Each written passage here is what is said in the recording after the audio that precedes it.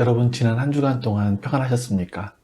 오늘도 같이 하나님 앞에 예배 드리겠습니다. 같이 신앙 고백합니다. 전능하사 천지를 만드신 하나님 아버지를 내가 믿사오며 그 외아들 우리 주 예수 그리스도를 믿사오니 이는 성령으로 잉태하사 동정녀 마리아에게 낳으시고 본디오 빌라도에게 고난을 받으사 십자가에 못 박혀 죽으시고 장사한 지 사흘 만에 죽은 자 가운데서 다시 살아나시며 하늘에 오르사 전능하신 하나님 우편에 앉아 계시다가 저리로서 산자와 죽은 자를 심판하러 오시리라.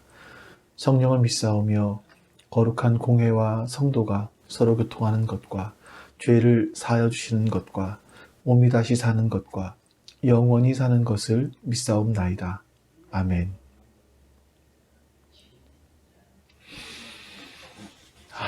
오늘도 우리와 함께 하시며 우리를 보호하시고 우리를 인도하시는 우리 하나님 앞에 같이 찬송하겠습니다.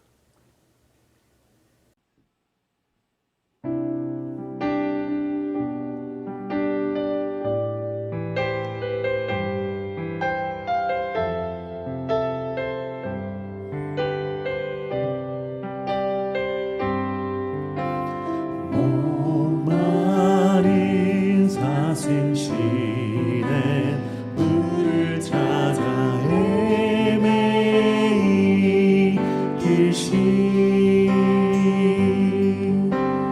내 영혼 주를 찾기에 갈급하나이다. 목마른 사슴시대 물을 목마른 사슴시대 물을 찾아 헤매이듯이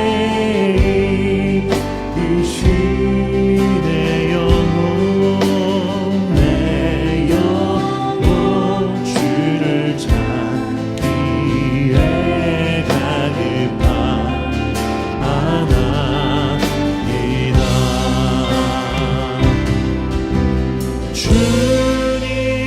주님만이 나의 힘, 나의 방패, 나의 참 소망, 나의 몸 정성 담아 저서 주님 영배합니다. 금보다 귀한 우리 주님을 찬양합니다. 금보다 귀한 나의 주님 내게 만족 주신 주,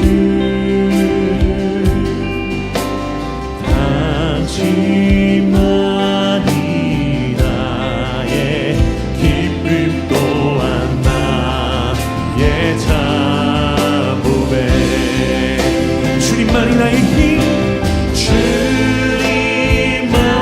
주님만이 나의 힘, 나의 방패, 나의 참 소망, 나의 몸 정성 담아 저서 주님 영배하.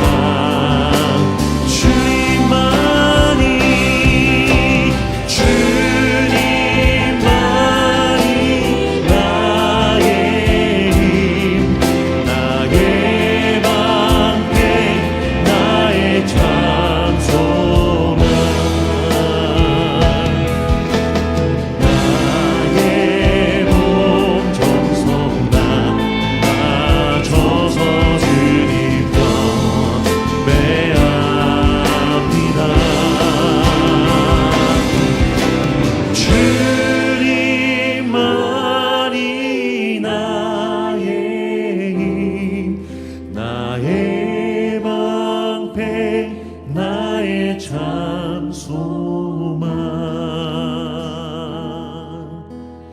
나의 몸 정성 나와 저서 주님 영배합니다.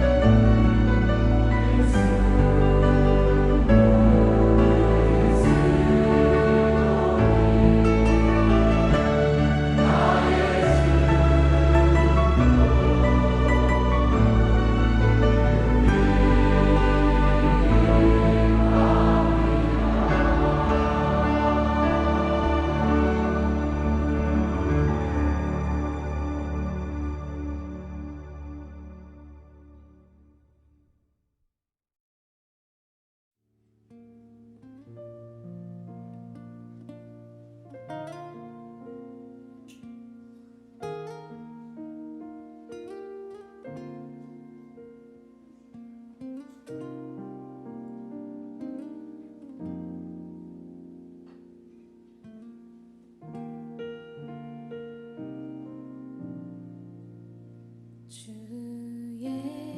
예수보다 더 귀한 것은 없네. 이 세상 부귀와 바꿀 수 없네. 영축을 내 대신 돌아가신 그 놀라운 사랑 잊지 못해. 세상 즐거움 다 버리고 세상 자랑 다 버렸네. 주 예수보다 더 귀한 것은 없네. 예수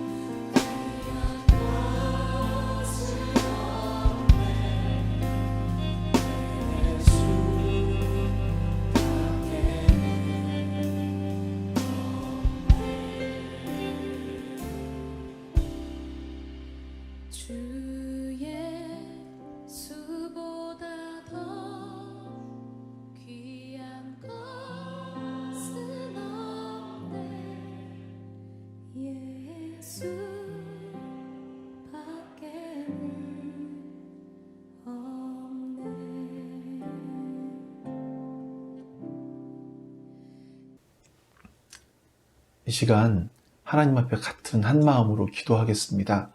오늘 예배가 하나님 앞에 온전하게 드려지는 예배 되게 해달라고 기도하시고요.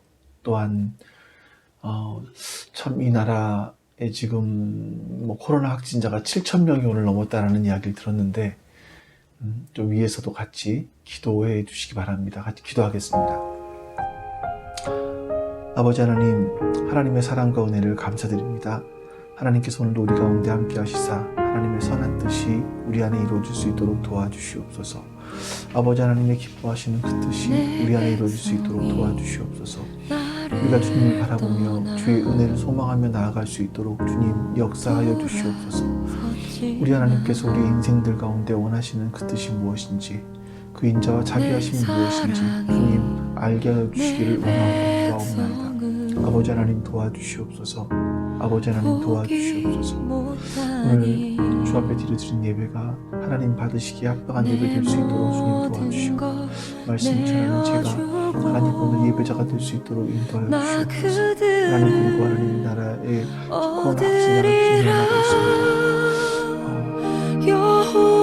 하나님께서 은혜를 베풀어주셔서 다시 한번 우리 안에 이 일들이 회복될 수 있는 은혜들을 허락하여 주시기를 원하고 기도합니다. 그렇게 하나님의 선한 뜻이 우리 가운데 이루어지기를 간절히 기도합니다. 주님 도와주시옵소서.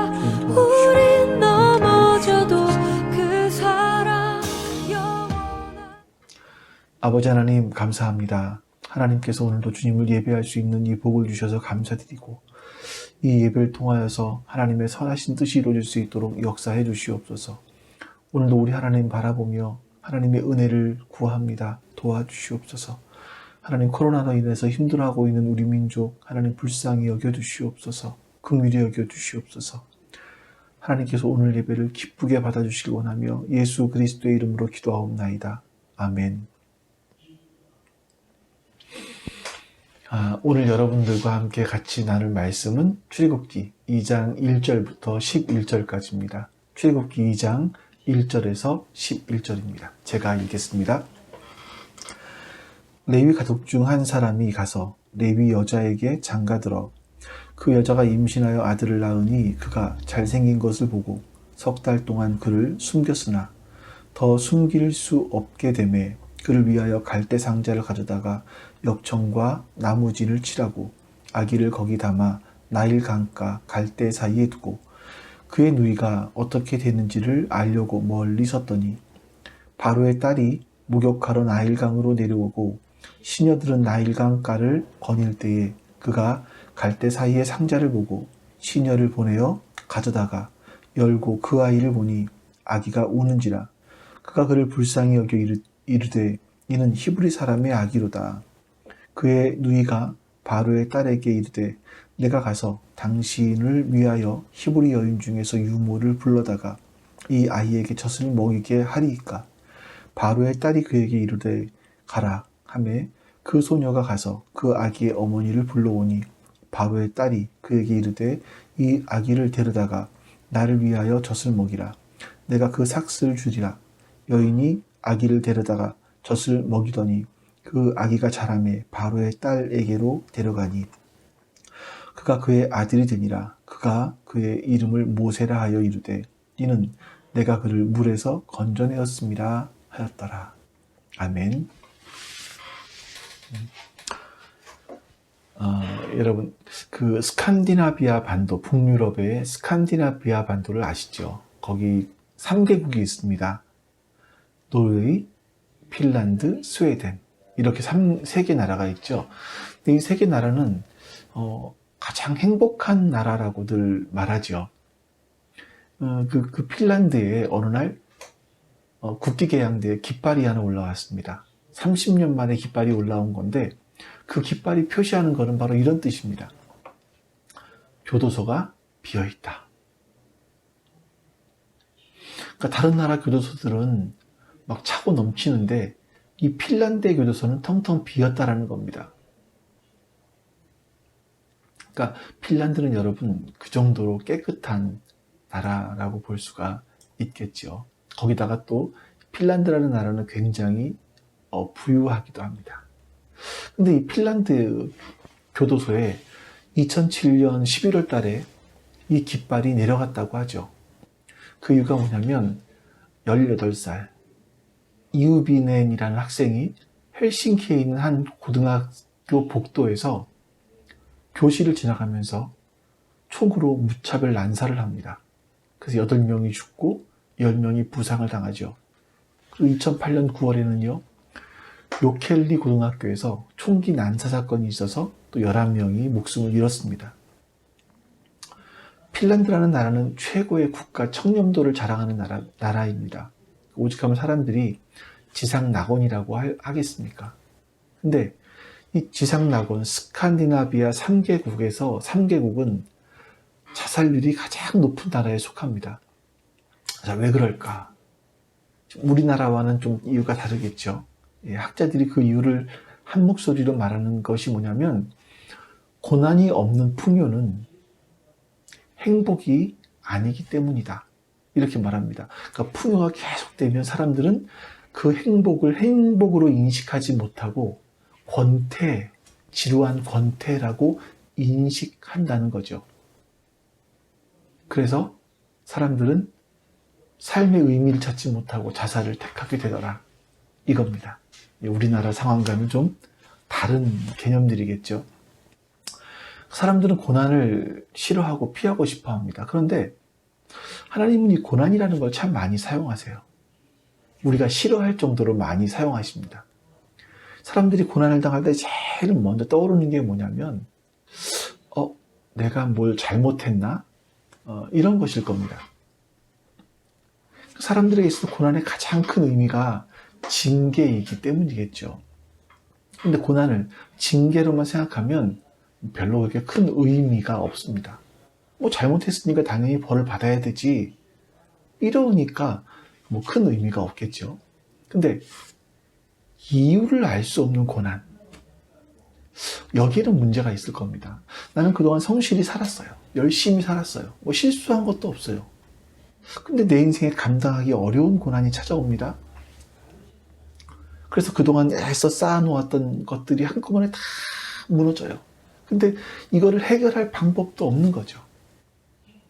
그때는 사람들의 마음이 무너져 내립니다. 그러면서 고난의 원인을 생각을 하게 되죠. 가장 첫 번째 뭐예요? 내가 무슨 잘못을 했나? 내가 무슨 죄를 지었을까? 이런 생각을 하게 된다는 겁니다. 하지만 거기서 아무리 봐도 정확한 이유를 알 수가 없습니다. 대부분은 다 상황 탓을 하고 다른 사람 탓을 하고 하나님을 원망하기도 하는 거죠. 여러분, 우리나라의 오미크론을 가장 먼저 이렇게 우리나라에 전염시킨 사람이 목사 부부입니다.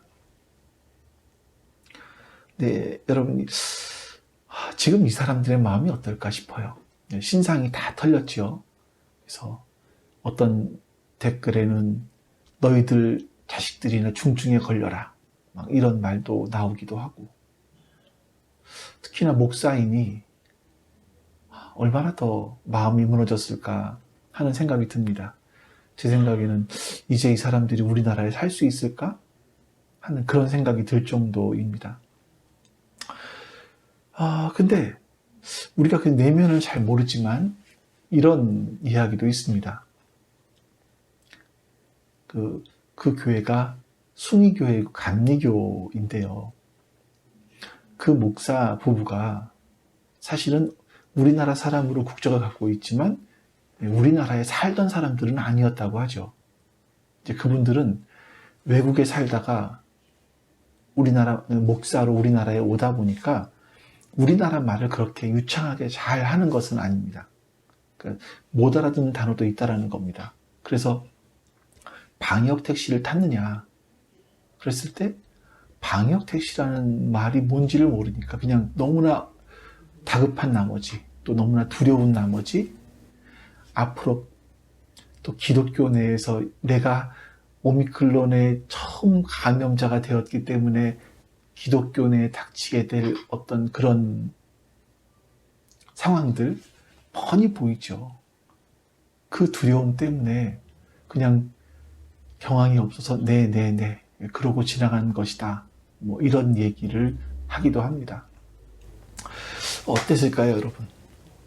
그분들이 코로나 오미크론 변이에 걸리고 싶어서 걸린 것도 아닌데 그분들의 마음은 어떨까요? 사람들에게 온통 지탄을 받고 아이들까지 누군지가 알려지고 이랬을 때 그분들의 마음이 어떨까요?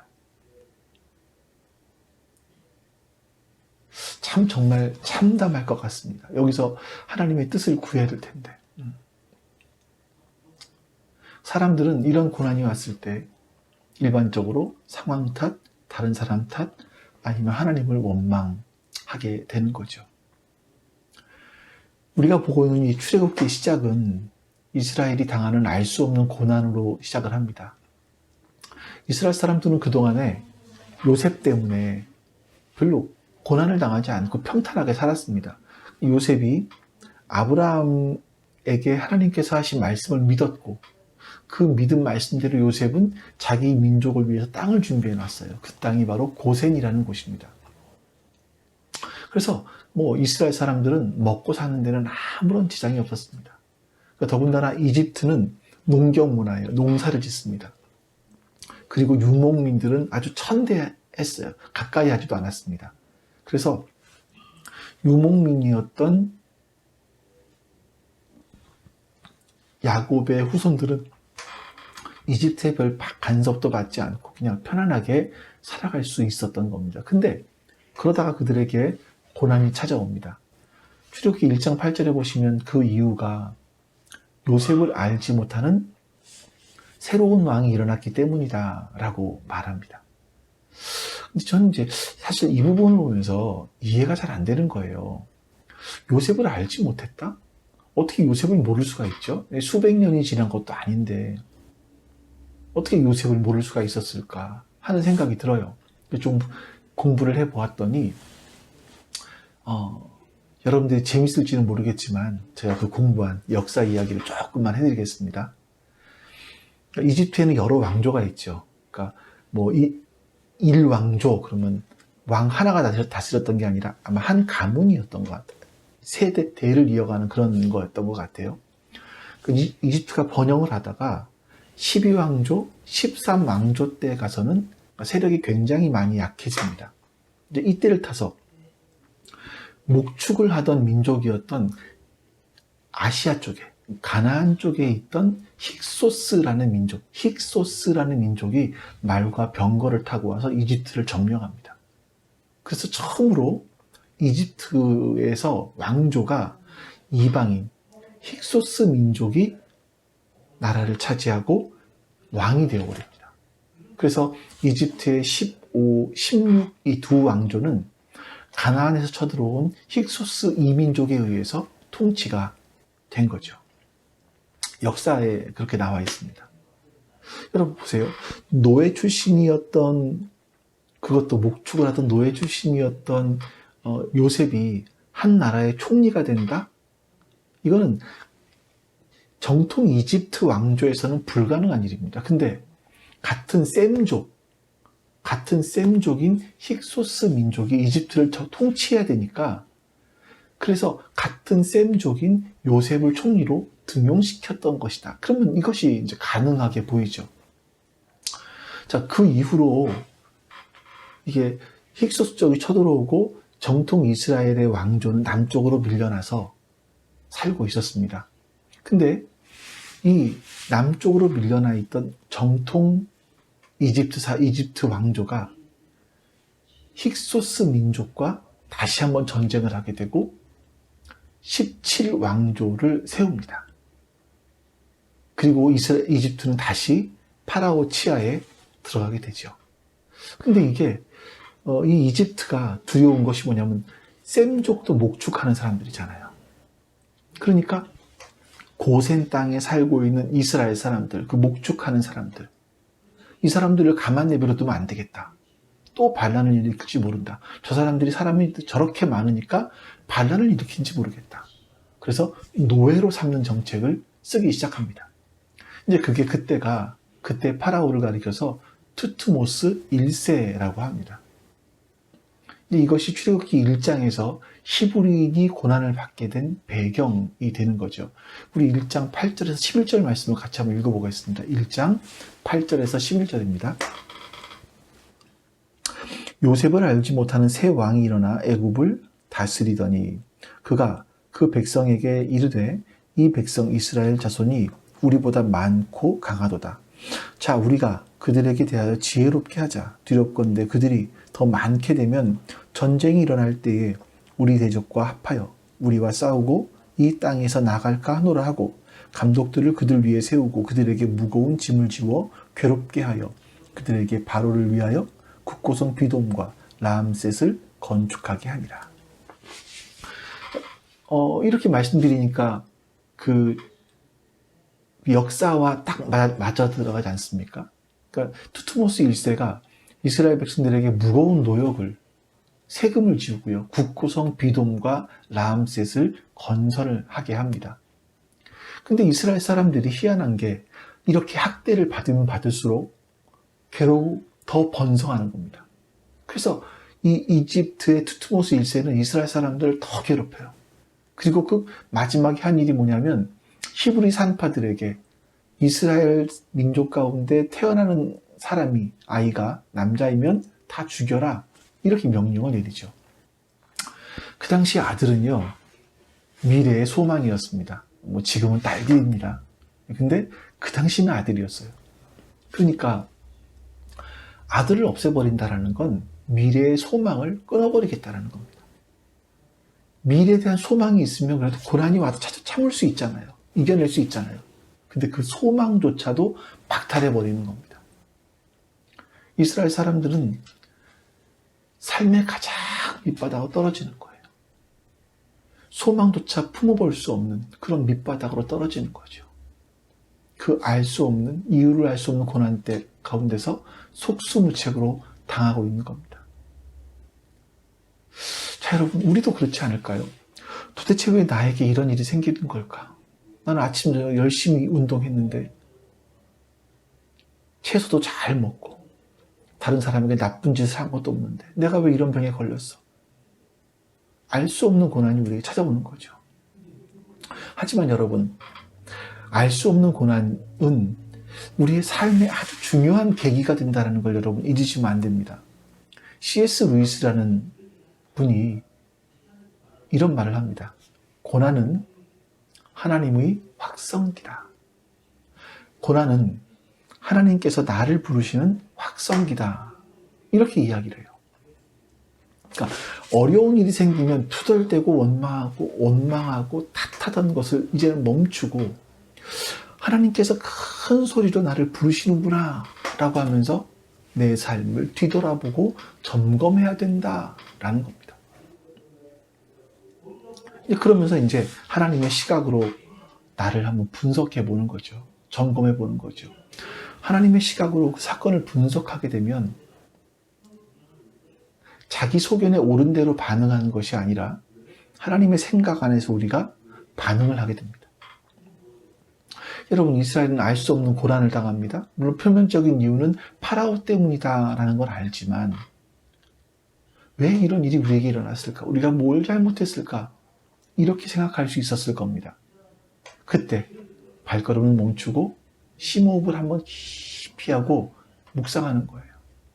자, 그러면 여러분, 하나님께서 이쪽에 문을 닫으셨을 때 또 다른 쪽에 더 좋은 문을 열어놓고 계신다는 것을 발견하게 됩니다. 이유를 알 수 없는 고난이 찾아오면 하나님께서 나를 다듬어 가시려는 작업을 하시는구나. 이렇게 생각하고 준비하시라는 거죠. 존 맥시밀리아, 에드나 맥시밀리아 부부는요, 18개월 된 막내딸 루스를 데리고 특수시설로 가고 있었습니다. 딸 루스는 18개월이 됐는데 장애아로 태어났기 때문에 가족들이 너무나 힘들었어요. 이 아이를 볼 때마다 절망스러운 겁니다. 그래서 사람들이 하는 말이 그 가정의 행복을 위해서 이 아이를 특수시설에 넣으라. 이렇게 충고를 많이 했습니다. 안 보면 더 나아질 거라는 거죠.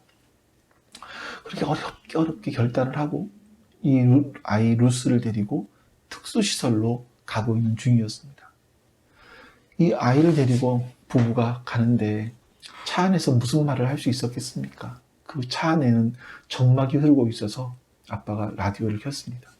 근데 뜻밖의 라디오에서 자기가 잘 알고 있는 동창생의 목소리가 흘러나오는 거예요.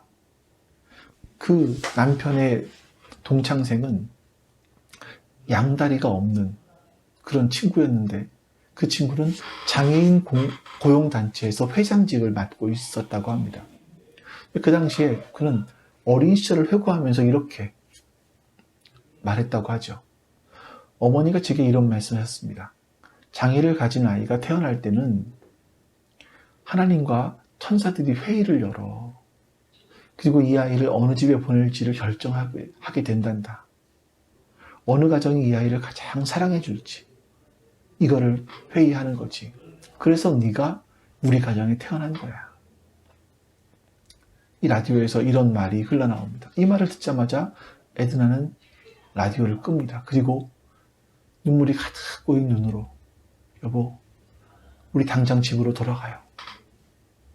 이렇게 말합니다. 저는 그 순간 깨달았습니다. 20년간 아무런 연락도 없던 친구가 하필이면 그날 라디오에서 그런 말을 하다니. 이건 절대로 우연이 아니야. 하나님께서 우리를 루스로 인해서 더 깊은 신앙의 사람을 성숙한 삶을 살도록 우리를 이끌어 주시는 말씀이야. 이거를 깨닫게 된 거죠. 여러분, 야고보 사도가 이런 말을 합니다. 고난과 시련의 목적에 대해서 이렇게 말하죠. 야고보서 1장 2절 내 형제들아 너희가 여러 가지 시험을 당하거든 온전히 기쁘게 여기라. 여러분, 이제 이 말씀처럼 우리의 삶 가운데 고난이 닥쳐오면 기쁘게 여기시는 겁니다. 무조건 일단 고난이 오면 기쁘게 여기시는 거예요. 아멘이세요? 아멘. 왜 그래야 되는가? 3절 이는 너희 믿음의 시련이 인내를 만들어내는 줄 너희가 알미라. 인내를 온전히 이루라. 이는 너희로 온전하고 구비하여 조금도 부족함이 없게 하려 합니다. 그래서 온전히 이루라는 것은요, 참고 견디고 바란다라는 거죠. 그러면 조금도 부족함이 없는 성숙한 사람이 된다. 이렇게 말씀하고 있습니다. 우리 잘 아는 그런 말이 있지 않습니까? No pain, no gain. 고통이 없으면 얻는 것도 없죠. 하나님은 우리를 이 고난을 통해서 우리를 빚어 가시는 겁니다. 그래서 어떤 분이 이런 말을 해요. 고난은 장애물 경주와 같다. 이렇게 얘기를 합니다. 여러분, 장애물 경주에 장애물이 있다는 것은 나아가지 말라고 설치한 것이 아니라 그거를 뛰어넘으라고 설치한 거라는 거죠.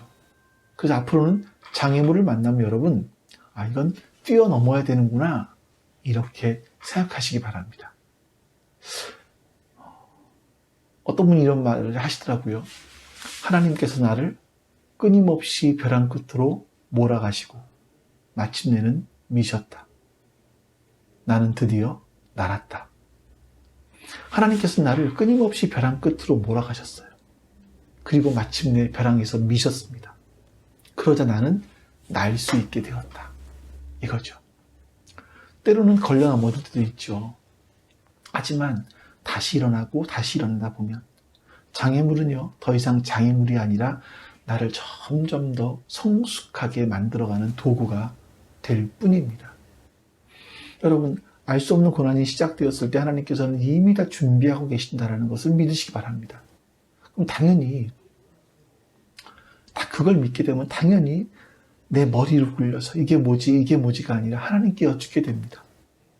이렇게 하나님께 여쭈면서 우리는 하나님과 동행을 하기 시작하게 되는 겁니다. 이게 하나님께서 우리에게 원하시는 고난의 이유일 겁니다. 하나님은요, 이 고난받는 이스라엘 백성들 가운데서 아므람과 요게벳이라는 부부를 눈여겨보셨습니다. 아므람은 여호와의 종이라는 뜻이고 요게벳은 하나님께서 영광을 받으신다라는 뜻이에요. 이게 모세의 아버지와 어머니입니다. 물론 사람들이 자기 이름의 뜻대로 사는 사람들이 얼마나 있겠습니까만 하나님과 붙어 있으니까, 하나님과 함께 있으니까 이름값을 하는 것 같아요. 아므람과 요게벳은요, 정말 신실한 하나님의 백성들이었습니다. 이 두 사람 사이에는요, 모세 이전에 모세의 형 아론, 누나 미리암이 있었습니다. 그 후에 모세가 태어났을 때는요, 이집트의 파라오 투트모스 1세가 이스라엘의 남자아이들은 다 죽여라, 이런 명령을 내릴 때였었습니다. 하지만 아브라함과 요게벳은 도저히 모세를 버릴 수가 없었습니다. 그래서 이웃에게 숨기면서 3개월을 키웠어요. 하지만 더 이상 할 수가 없게 되자 갈대상자를 만들고 역청과 나무진을 칠해서 그 아기를 갈대상자에 담아서 나일 강가에 두고 모세의 누나 미리암에게 잘 살펴보라고 합니다. 그때 놀라운 일이 일어나죠. 마침 파라오의 딸이, 공주가 목욕을 하기 위해서 강가로 내려왔는데 그 상자 안에 있던 모세를 발견하게 되는 겁니다. 공주가 보기에 너무 귀엽고 예쁜 아기였습니다. 물론 그 아이가 히브리인의 아이인 것을 당연히 알고 있었죠. 하지만 그 아기를 데려다 키우기로 결심을 합니다. 그때를 놓치지 않고 모세의 누나 미리암이 공주 앞에 나갑니다. 그리고 내가 가서 히브리 여인 중에서 유모를 불러다가 당신을 위하여 이 아이를 젖먹이게 할까요? 라고 묻습니다. 공주는 바로 허락을 해요. 자, 여러분, 공주가 이 여자아이와 이 상자에 있는 이 아이가 아무 관계도 없다고 생각을 했을까요? 무슨 관계가 있다고 눈치채지 못했을까요? 알았을 겁니다. 하지만 이 아이가 불쌍한 거예요. 성경을 보니까 불쌍히 여겼다, 불쌍한 마음이 들었다. 그래서 이 아이에게 모든 마음이 빼앗긴 겁니다. 그래서 모든 상황을 알고 있지만 다 받아들였어요. 자, 여기서 우리가 잘 모르고 넘어갈 수 있는 부분이 나옵니다. 미리암은 달려가서 어머니를 불러옵니다. 그 요게벳은 자신의 아기 모세를 키울 수 있을 뿐만 아니라 키우는 대가로 공주에게서 월급까지 받습니다. 이건 단순한 행운이 아니에요. 하나님의 계획이고 섭리입니다. 제가 좀 전에 말씀드린 것처럼 하나님은요, 앞에 문을 닫으시면 항상 새로운 문을 열어주십니다. 우리가 이것을 믿고 경험하게 되면요, 우리에게 앞에 뭐가 막히면 거기에 대해서 왜 네가 나를 막어? 이러지 않습니다. 알겠습니다 하면서 내 앞에 다시 열린 길로 가게 되는 거죠. 하나님께서는요, 모세를 하나님의 구원자로 택하시고 보호하시고 훌륭하게 양육시키기 위해서 다 준비를 해 놓으셨습니다.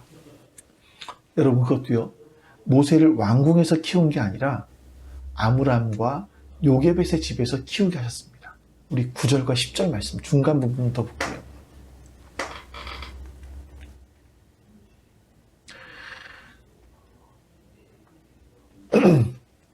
바로의 딸이 그에게 이르되 이 아기를 데려다가 나를 위하여 젖을 먹이라. 내가 그 삭슬 주리라. 여인이 아기를 데려다가 젖을 먹이더니 그 아기가 자라매 바로의 딸에게로 데려가니 그가 그의 아들이 되니라. 보십시오, 여러분. 자기 집에서 떳떳하게 자기 아이를 하나님의 방법으로 키우는 겁니다. 그러면서 공주에게 월급까지 받아요. 참 재밌는 일이죠. 하나님께서는 이런 일들을 우리에게 하신다라는 겁니다. 근데 여러분, 아므람과 요게벳이 행한 이런 일들을 가리켜서 히브리서에는 이렇게 말씀합니다. 11장 23절에 믿음으로 모세가 낳았을 때에 그 부모가 아름다운 아이임을 보고 석 달 동안 숨겨 왕의 명령을 무서워하지 아니하였으며. 여러분, 남자아이가 태어났어요. 자기 아이가 이쁘지 않은 사람이 누가 있겠습니까? 그런데 남자아이가 태어나면 다 죽이라는 파라오의 명령이 있었습니다. 그래서 다른 사람들은 그 명령대로 아이를 죽이거나 버렸습니다. 그러면서 얼마나 마음이 아팠겠습니까? 왕이 얼마나 무서웠겠습니까? 근데 아므람과 요게벳은 왕의 명령을 무서워하지 않았다. 이렇게 말하죠. 3개월 동안 그 아이를 숨겨놓은 이유가 왕의 명령을 무서워하지 않았기 때문이다. 아이를 갈대 상자에 넣어서 강가에 놓았던 이유가 왕의 명령을 무서워하지 않았기 때문이다 라는 거예요. 자, 왕의 명령을 무서워하지 않게 됐던 이유가 뭡니까? 그 믿음이 뭡니까? 모세가 낳았을 때부터 그 부모가 아름다운 아이임을 보았다. 아름다운 아이임을 보았다. 그 아름다운 아이, 잘생긴 아이, 우리 아이가 잘생겼으니까 살려야겠다라는 이런 단순한 부모의 보호 본능을 말하는 것이 아닙니다. 본문의 2장 2절 말씀 보세요. 2장 2절. 그 아기 여자가 임신하여 아들을 낳으니 그가 잘생긴 것을 보고 석 달 동안 그를 숨겼으나. 그러니까 그 아이가 잘생겼다라고 말합니다. 이 잘생겼다라는 단어가 토브예요. 토브. 이 토브라는 단어는 어디서 사용되냐면 창세기 1장에서 하나님께서 천지 만물을 창조하신 후에 보시기에 좋았더라. 하나님께서 보시기에 좋았더라. 이게 토브입니다. 그러니까 모세가 하나님께서 보시기에 좋았던 거죠. 사도행전 7장 20절에는 그래서 이걸 이렇게 기록합니다. 그때 모세가 낳았는데 하나님 보시기에 아름다운지라. 그의 아버지의 집에서 석 달 동안 길리던. 모세는 하나님께서 보시기에 아름다운 사람이라는 것을 모세의 부모는 확인했던 겁니다. 그냥 아름다운 게 아니에요. 그냥 잘생긴 게 아니에요. 내 아기에 대한 하나님의 섭리가 있구나. 이걸 확신했기 때문이라고 우리가 볼 수 있는 거죠. 하나님의 뜻 가운데 태어난 아기라면 하나님이 지키실 거야. 이거를 확신했던 겁니다. 바로 이 믿음이 모세의 부모로 하여금 이 파라오에 대한 두려움을 극복하게 한 겁니다. 하나님께 모든 것을 맡기고 그래서 그 믿음을 행동으로 옮기는 거죠. 그래서 하나님께서 열어놓으신 그 길로 큰 문으로 갈 수 있었던 겁니다. 여러분, 믿음이라는 건 그것을 아는 것이 아니라 행동으로 옮기는 것을 말합니다. 근데 만약에 아므람과 요게벳이 믿음의 사람이 아니었다면 하나님의 계획은 우리가 아는 모세가 아니라 다른 모세를 통해서, 다른 누군가를 통해서 실현되었을 수도 있을지도 모르겠습니다. 그러니까 우리가 믿음이 없기 때문에 여러분 얼마나 많은 하나님의 기회가 무산되는지 모르겠어요. 수많은 모세들이 그저 평범한 아이로 자랄 수 있겠다 하는 생각이 듭니다. 자, 여러분 모세를 키운 공주는요. 그 당시에 강력한 군주 투트모스 1세의 무남동녀 핫셉투스입니다. 이 핫셉투스라는 공주는요. 왕위를 물려받지 않았지만 20년 동안 섭정을 합니다. 이집트를. 그러니까 막강한 권력을 갖고 있어요. 그래서 자기 아들, 양아들 모세를 왕위에 세우려고 했던 거죠. 여러분, 이런 배경이 있었기 때문에 나중에 이제 모세와 이집트의 파라오와 한판을 붙게 되잖아요. 예, 가서 뭐 10가지 재앙을 일으키면서 이거를 할 수 있었던 이유가 뭐냐면 이 이집트의 파라오 왕이 바로 모세의 조카였기 때문에 그렇게 이런 것들이 가능한 겁니다. 하나님께서는 이런 모든 일들을 다 계획하고 계셨던 겁니다. 여러분, 우리의 인생 가운데도 앞으로도 얼마든지 고난이 찾아올 수 있을 겁니다. 그러면 그 고난은 하나님의 확성기예요. 이 고난이 찾아왔으면 하나님은 다른 문을 열어놓고 계신다는 걸 기억하시기 바랍니다. 하나님께서는 이미 다 다른 일들을 준비하고 계십니다. 이걸 믿으시면서 자기 소견에 옳은 대로 하는 것이 아니라 하나님의 생각을 찾으시고 하나님의 뜻을 구하시고 그 하나님의 뜻대로 반응하다 보면 거기서 마침내 우리가 성숙한 그리스도인으로 성숙한 하나님 나라 백성으로 자라있는 우리의 모습들을 발견하시게 될 겁니다. 우리 같이 오늘 말씀을 기억하면서 우리 하나님 앞에 우리 기도하겠습니다. 오늘 말씀을 놓고 기도하시고 또 우리 교회를 위해서 기도하시고 지체들을 위해서 기도하시고 특별히 요즘 우리나라를 위해서 더 많이 기도해야 될 것 같습니다. 코로나 확진자가 늘어나고, 확진자가 늘어날 수는 있지만 이 위중증 환자들이 더 많이 늘어난다는 거, 그래서 사망자가 늘어나고 있다는 거, 이거는 전 문제인 것 같습니다. 여러분 위해서 더 많이 기도해 주시길 바랍니다. 기도하겠습니다. 아버지 하나님 감사합니다. 하나님께서 원하시는 선한 뜻이 우리 가운데 아름답게 이루어지기를 원합니다. 하나님께서는 고난을 통해서 우리에게 크게 말씀하시는 것이 있으심을 압니다. 하나님, 우리에게 어려움이 찾아왔을 때 하나님께서 우리에게 무슨 말씀을 하시는지 우리가 귀를 열어 듣게 하여 주시옵소서. 하나님께서 하시는 말씀에 우리가 우리의 귀를 기울일 수 있도록 주님 도와주시옵소서. 그래서 내 생각대로 고난을 판단하고 내 삶을 판단하고 행동하는 것이 아니라, 사람들을 원망하고 상황을 원망하고 나라를 원망하는 것이 아니라, 하나님을 원망하는 것이 아니라, 하나님께서 우리 가운데 열어놓으신 새로운 길을 발견할 수 있는 하나님 그런 시간이 될 수 있도록 도와주시옵소서. 하나님, 고난을 통해서 하나님이 막아놓으신 그 길에 눈 돌리지 않고 하나님께서 열어놓으신 그 길에 눈 돌릴 수 있도록 주님 은혜를 베풀어 주시옵소서. 아버지 하나님, 그런 은혜를 허락하여 주시옵소서. 하나님, 그런 은혜를 우리 가운데 허락하여 주시옵소서. 그래서 하나님께서 기뻐하시는 그 뜻대로 나아갈 수 있도록 주께서 역사하여 주시기를 원하고 기도하옵나이다. 아버지 하나님, 우리와 함께하여 주시고 우리에게 주의 은혜를 베풀어 주시기를 원하고 기도하옵나이다. 우리 하나님의 거룩한 뜻을 이루어갈 수 있도록 주님 역사하여 주시기를 원하고 기도하옵나이다. 아버지 하나님 도와주시옵소서.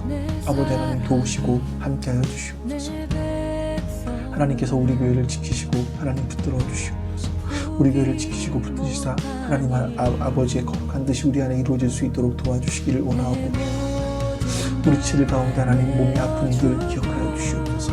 아버지 하나님 기억하여 주셔서 하나님 몸이 약해지고 몸이 아파지고 배도 아프고 하다니 하나님 불쌍히 여겨주시옵소서. 하나님 불쌍히 여겨주시옵소서. 하나님 불쌍히 여기셔서 회복될 수 있도록 하나님 도와주시옵소서. 하나님께서 무엇 때문에 그런 일을 하시는지를 알게 하여 주시옵소서. 하나님 또한 아무나 주님께서 역사하시사 하나님 무엇 때문에 그런지 알게 하여 주시옵소서. 주님 알게 하여 주시옵소서. 도와주시옵소서. 하나님 기억하시사 회복될 수 있도록 도와주시옵소서. 더 중요한 것은 하나님 우리 모든 성도들에게 하나님 믿음의 성장이 있게 하여 주시고 믿음을 성숙하게 하여 주시고 주님 도와주시옵소서. 주님 도와주시옵소서. 함께 하시고 하나님의 은혜를 베풀어 주시기를 원하고 기도합니다. 또한 주님 기도합니다. 하나님, 우리 교회를 향하여서 또 우리가 하나님 이렇게 카페를 열어갑니다. 하나님께서 원하시는 뜻이 무엇인지 피할 수 있도록 역사해 주시기를 원하고 기도합니다. 하나님, 이렇게 우리가 통하였습니다. 이걸 통해서 우리 원래 마음을 잊어버리지 않게 하여 주시고 하나님의 선하신 계획들을 이루어갈 수 있도록 주님 도와주시옵소서. 역사하여 주시옵소서. 하나님, 그리고 코로나가 참 많이 어려워지고 있습니다. 이런 어려워지는 상황 가운데서 하나님 바라보며 하나님의 은혜를 소망하며 나아갈 수 있도록 주님께서 붙들어 주시옵소서. 하나님의 도우시는 손길이 우리 가운데 함께 하시기를 주님 간절히 원하고 기도하니 주를 도와주시옵소서. 역사하여 주시옵소서. 함께 하여 주시옵소서. 우리 성도들 하나님 한 사람 한 사람 지키시고 붙들어 주시옵소서. 아버지 하나님 감사합니다. 하나님께서 오늘도 저희로 예배할 수 있도록 도와주시니 감사합니다. 우리의 삶 가운데 고난이 찾아왔을 수도 있고 또 앞으로 우리가 알 수 없는 고난이 찾아올 수도 있습니다. 그럴 때 그것이 우리를 부르시는 하나님의 확성기라는 사실을 기억하며 어려움이 찾아왔을 때 자기 소견대로 살아가는 것이 아니라 하나님께 뜻을 구할 수 있도록, 하나님께 뜻을 물을 수 있도록 주님 은혜를 베풀어 주시옵소서.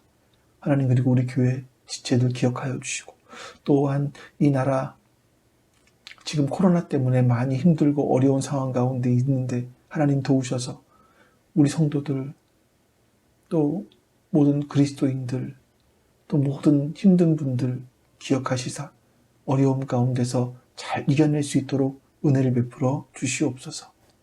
하나님께서 우리와 함께 하시고 우리 안에 역사하실 것을 믿으며 우리 주 예수 그리스도의 이름으로 기도하옵나이다. 아멘. 하늘에 계신 우리 아버지여, 이름이 거룩히 여김을 받으시오며 나라가 임하시오며 뜻이 하늘에서 이루어진 것 같이 땅에서도 이루어지이다.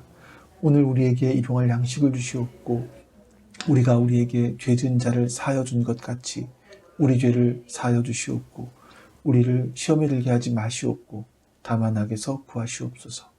나라와 권세와 영광이 아버지께 영원히 있사옵나이다. 아멘.